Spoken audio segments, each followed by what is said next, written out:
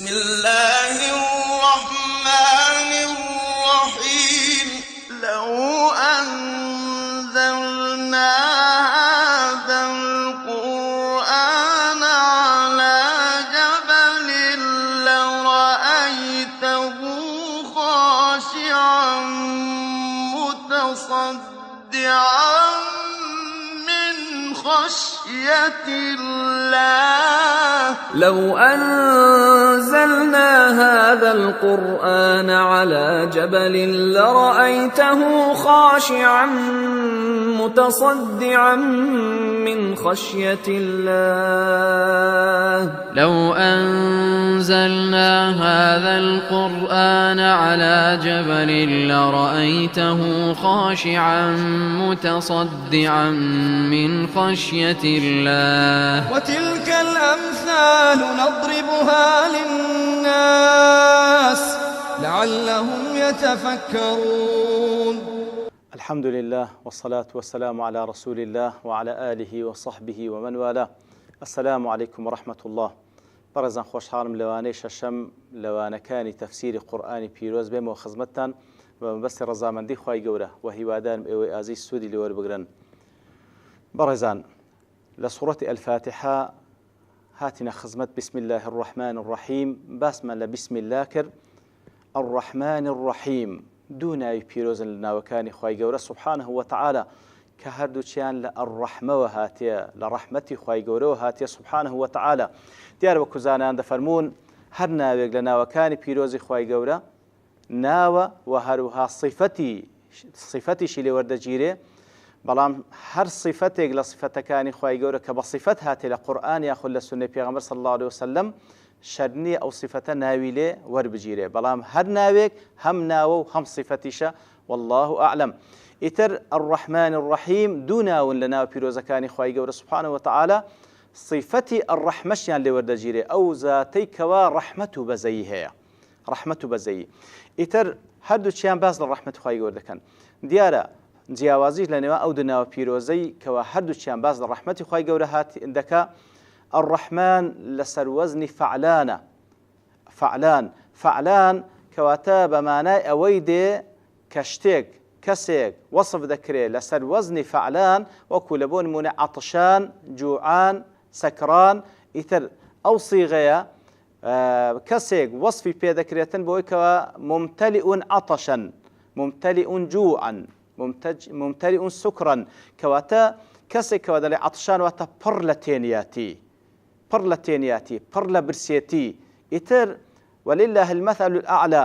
الرحمن صيغەیەکە دەلالەت لە فراوانی ڕەحمەتی خوای گەورە دەکا سبحانه وتعالى، فراوانی ڕەحمەتی خوای گەورە دەکا سبحانه وتعالى، وەکو خوای گەورە لە چەندین جێگا لە قورئانی پیرۆز و هەروها لە چەندین فەرموودە پێغەمبەر صلی الله عليه وسلم کە باز لە ڕەحمەتە فراوانەکەی خوای گەورە دەکەن سبحانه وتعالى، وەکو خوای گەورە دەفەرمێ وەڕەحمەتی وسعت كل شيء. ڕەحمەتی خوای گەورە سبحانه وتعالى هەموو شتێکی داگرتیە لە دنیا و لە قیامەت. ڕەحمەتی خوای گەورە هەموو شتێکی داگرتیە. لۆیە الرحمن تدل على الرحمة الواسعة. الرحمن ناوی پیرۆزی خوای گەورە سبحانه وتعالى بەڵگەیە لەسەر ڕەحمەتی فراوانی خوای گەورە سبحانه وتعالى. الرحیم عینی باز لە ڕەحمەتی خوای گەورە دەکا سبحانه وتعالى لەسەر وەزنی فەعیلە. فەعیل دیارە وەزنی فەعیل بەو مانایە دێ کەوا ڕەحمەتی خوای گەورە سبحانه وتعالى متعدیە، واتە ئەو ڕەحمەتەی دەردەچی و دەگاتە بەندەکانی. لۆیە وەکو زانان کە باس لە الرحیم دەکەن دەڵێن واتە ذو الرحمة الواصلة، ذو الرحمة الواصلة. ئەویت کە گوتمان الرحمن ذو الرحمة الواسعة، ئەو ڕەحمەتە فراوانەی ذو الرحمة الواصلة لەسەر بصيغي الرحيم، واتە ڕەحمەتی خوای گەورە دەگاتە بەندەکانی سبحانه وتعالى. ئیتر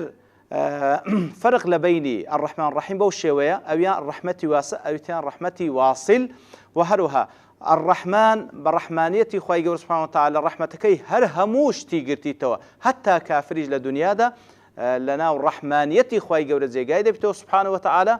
والرحيم وكان بالمؤمنين رحيما. خوي جور سبحانه وتعالى رحمتكي برحيم يكي تايبد لبو إيمان دارانا لدنيا ولا قيامت. لدنيا ولا قيامت كوات فرق الرحمن الرحيم بوشوية والله أعلم. وهروها فرق كش بيذكره وكوزانان دفرمون لفظ الرحيم نابي الرحيم تايبة بخواي جور سبحانه وتعالى تايبة بخواي جور سبحانه وتعالى وكو لفظ الله سبحانه وتعالى نابي غير الله سبحانه وتعالى ناوي لبندري الرحمن ناوي لبندري الرحمن وكو خواي جور سبحانه وتعالى لسورة الإسراء قل ادعوا الله أو ادعوا الرحمن أيما تدعو فله الأسماء الحسنى كواتا وكو زانن دفن وكو مقابل ناوي الله سبحانه وتعالى باسكرا قل ادعوا الله أو ادعوا الرحمن بلام الرحيم أو لبو مخلوقينش باسكرايا وكو خواي جور سبحانه وتعالى وصفي بيغمبر دا دفرمي لسورة التوبة دفرمي بالمؤمنين رؤوف رحيم پیغمبر صلی الله علیه وسلم برانبر به ایمانداران رؤوف و رحیمه بشفقته و زور برحمته پیغمبر صلی الله علیه وسلم کواته دکره لبو غير خواه سبحانه وتعالى الرحيم بكار من بلام الرحمن تايبته بذات الله سبحانه وتعالى ذات الله طبعا كذلك لبو مخلوقينش بكار طبعا هر الرحيمي خواه يقول زور جهاز لقى الرحيمي پیغمبر صلی الله علیه وسلم لقى الرحيمي هر بندش كلا بندكاني تر بلام وكو وتمان وكو لفظ بكار دهندري لبو غير خواه يقول وكو مثلا خواه يقول سميع وبصيرة خواه يقول لبو إنسانج أو لفظات بكار هنا وكو سورة الإنسان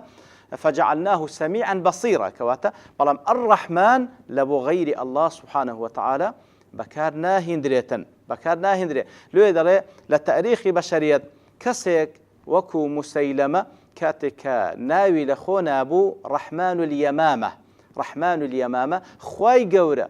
ريسواي كرد لبروي ناويش لخوينا أبو كتايبته بخواي قورة سبحانه وتعالى ريسواي كرد بوي كوا لمقابل دا نكهر رحمن اليمامانية بلكو هر كاتك كناوي مسيلمة به ضلين مسيلمة الكذاب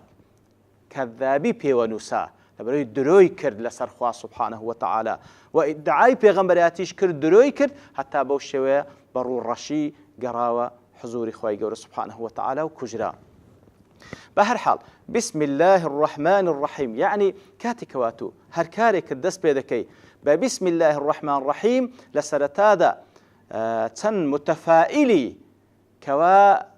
دس بيدكي او كارد اشارة با ناوي بيروزي الرحمن الرحيم دكي كوا زياتر قشبيني بي وديارة بوي كوا تساود لرحمة خواي قوريه يارمتيد بداتا لو كاردا بركة داري بكاتا بفضلي بسم الله الرحمن الرحيم يتلدواء وأوجا آتكاني سورة الفاتحة كبأ الحمد لله رب العالمين دس بيدكاتا أو بابتاني كوالا سورة الفاتحة دا باس كرايا وكو قتمان لسرتاي سورة كذا لسرتاي باسي فضلي وقوري سورة كذا براستي وكو زانان دفرون براستي همو قرآن بيروز واتكاني قرآن بيروز بمجملي لسورة الفاتحة دا باس كرايا ابن القيم رحمتي خواي لبي لمدارج السالكين بين منازل إياك نعبد وإياك نستعين لو كتابة وكو زور مشهورة وزور بناو بانجا كاتكوا بتايبتي سورة الفاتحة لو اندري باز دكا والتفصيلات بيداتا يتر باز دكا لسرتاي أو كتابي دا كسورة الفاتحة تعريف بالمعبودة واتا أو برسترا وبحق ما بيد ناسيني كذاتي الله سبحانه وتعالى بسينا وبيروزا كيف ما ناسيني الله الله وهروها الرب بسم الله الرحمن الرحيم الحمد لله رب العالمين الرحمن الرحيم كواتا خوي جورزات خوي بيد ناسيني لو صورة تدا بناوي الله بناوي رب العالمين بناوي الرحمن الرحيم بوسي سورة أو زريها أرس أو سورة تش لسر أو سيشتبنا كرا لسر أو سينا وبيروزا معناي أو سينا وبيروزا بنا كرا لو يدلكاتك دلي إياك نعبد لبر أوي ذاتي الله سبحانه وتعالى ذاتي الله سبحانه وتعالى وإياك نستعين وإياك نستعين داوي يارمتي لتودكين لبر أوي الرب خواهي سبحانه وتعالى وهروها كاتك داوى اهدنا الصراط المستقيم لبروي الرحمن الرحيم أخوي قول سبحانه وتعالى إتر لو صورة التعريف بالمعبود وكو ابن القيم دلواتا معبود ما بيد ناسين كذاتي الله سبحانه وتعالى بتايبتي بوسنا وبيروزي كو آما جمان بيدا وهروها إثبات معاد تيدا واتە ئیثباتی زیندی بوونەوە و ڕۆژی قیامەتی تێدایە وەکو دەفەرمی مالیکی یەومی الدین و هەروها ئیثباتی ڕیسالاتی تێدایە ئیثباتی ناردنی پێغەمبەرانی تێدایە ناردنی پێغەمبەران عەلەیهیمو سەڵات وەسەلام کە چەندین بەڵگە لەسەر لەو سوورەتەیدا هەیە لەسەر ناردنی پێغەمبەران سوبحانەهو وتەعالە وەکو پێدادەی لە بۆ نمونە مەسەڵەن هەر لەفظی ئەڵڵا سوبحانەهو وتەعالە کە مەعبودی بەحەقە مادام معبودی بەحەقە بە چ ڕێگایەک ئەمە بیپەرستین بە چ شێوەیەک بیپەرستا و کلێمە ڕازی بین لابودە پێغەمبەرا بنێری کەواتە هەر لەفظی ئەڵڵا بەڵگەیە لەسەر ناردنی پێغەمبەران لەبەر ئەوە ڕەب العالەمینە کە خوای گەورە هەموو بەندەکانی خۆی پەروەردە دەکا بە ناز و نیعمەتەکانی لە ضمنی ئەو پەروەردەی خوای گەورە پێغەمبەران دەنێری تاوەکو بیپەرستن الرحمن الرحیمە لە ضمنی ڕەحمەتەکەی پێغەمبەران دەنێری مالکی یەومی الدینە بەس لەسەر سە ئەساسێک حسابمان لەگەڵ دەکا طبعا پێغەمبەرانی ناردیە لەسەر ئەساسی پەیامی پێغەمبەران ڕۆژی قیامەت حسابمان لەگەڵ ئیتر بە چەندین بەڵگە ئیثباتی پێغەمبەرانی تێدا ناردنی پێغەمبەرانی تێدا و هەروها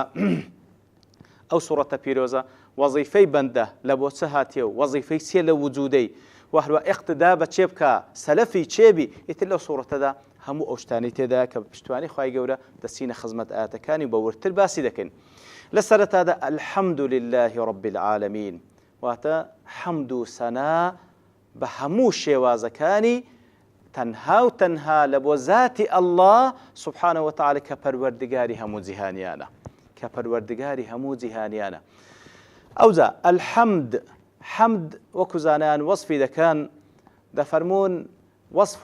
وصف المحمود بالكمال مع المحبة والخضوع وصف المحمود بالكمال واتە وصفی ئەو زاتەی بکەی کە دەتەوێت حەمدی بکەی بەچە بە کەمال بە تێر و تەواوی کەوا خاوەنی ئەسما و صیفاتە ئەسمائی حوسنا و صیفاتی کەمالە و هەروها دوورە لە هەموو نوقسانیەک لەگەڵ ئەو پەڕی خۆشەویستی و ملکەتی ئەوە حەمدە لەگەڵ ئەو پەڕی خۆشەویستی و ملکەتی لە بۆ ئەو زاتە کاتێک کە دەڵێ وەصف المەحمودی بالکەمالی واتە وەصفکردنی بەو پەڕی کەمال لێرەدا حەمد لەگەڵ مەدح لێک جیا دەکرێتەوە مەدحیش وەصفکردنیتی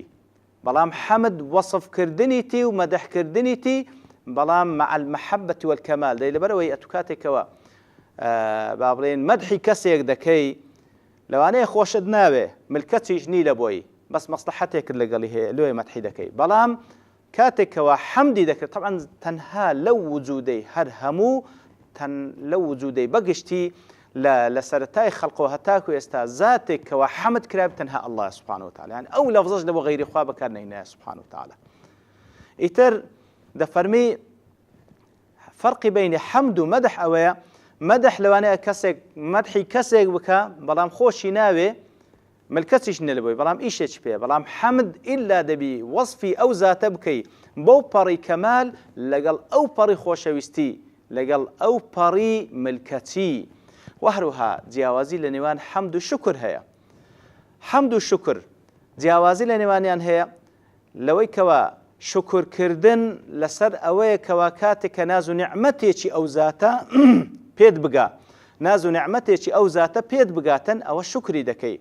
بەڵام حەمدکردن دەڵێ یحمد فی ذاته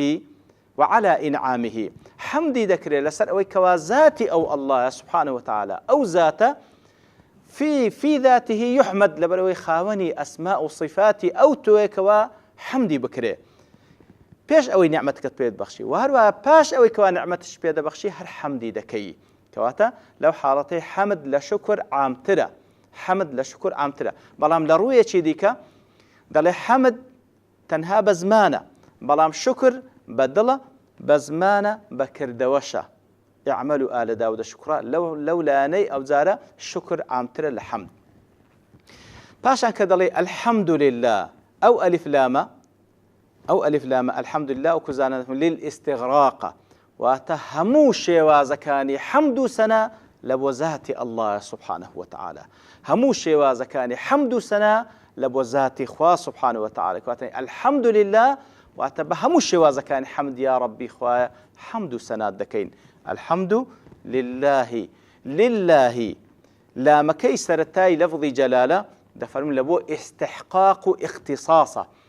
واتتنها أو ذاتية شاني أو هيكوا حمدي بكريه بهمو شوازكاني حمد تایبەتی شە بە ذاتی الله سبحانه وتعالى کەوا حەمدی بکرێ بە هەموو شێوازەکانی حەمد لله لفظی اللهش وەکو لە بسم الله الرحمن الرحیم باسمان کرد. الحمد لله رب العالمين واتە حەمد و سەنا لە بۆ ئەو ذاتی کەوا رب العالمینە دیارە وەکو زانان دەفەرمون ئەوە لەفظێکە خوای گەورە سبحانه وتعالى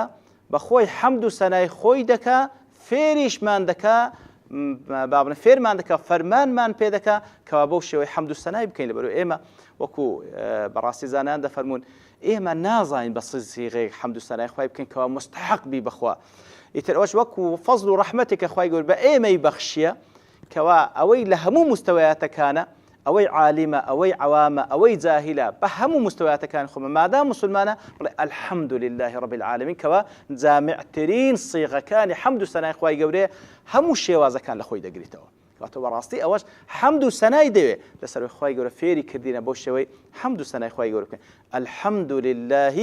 رب العالمین رب العالمینیش لەبەر تەوابوونی کات بە پشتوانی خوای گەورە لەوانەی داهاتوو دەینەوە خزمەتی و بحثي دكين وصلى الله وسلم على نبينا محمد وعلى آله وصحبه أجمعين وآخر دعوانا أن الحمد لله رب العالمين. بسم الله الرحمن الرحيم. لو أنزلنا هذا القرآن على جبل لرأيته خاشعا متصدعا من خشية الله